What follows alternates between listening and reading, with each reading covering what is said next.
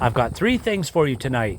We start with the donkey view, then we talk about field corn, and we finish off with my trial where I tried to grow fertilizer. So starting with the donkey view, we continue to be very happy with Damien the donkey and the protection services he provides.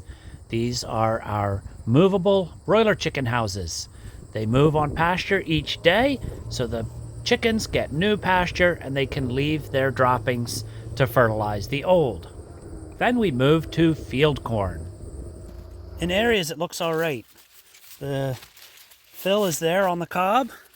You can tell some of them don't have good tips. You can see the top part of the cob has not filled in. It's because it's been so dry. The plant just can't fill it. But then as you walk along,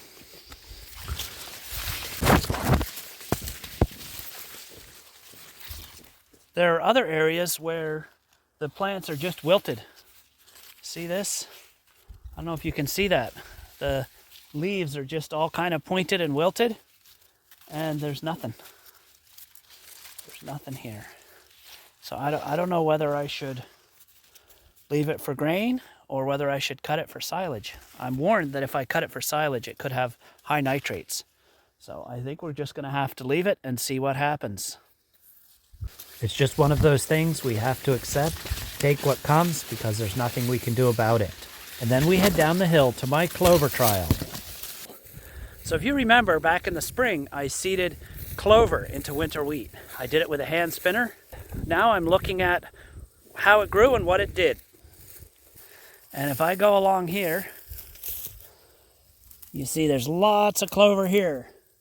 And then if I keep walking, there's almost no clover.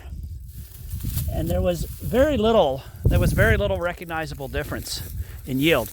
But there's a big difference in how much clover is growing underneath. And the cool thing about clover is that it's a legume, so it fixes nitrogen in the soil. So for an organic farm, it's awesome.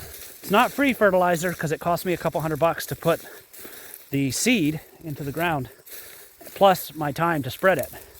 But it is a natural form of fertilizer. So I'm happy to see that it established, it grew, didn't seem to impact the yield.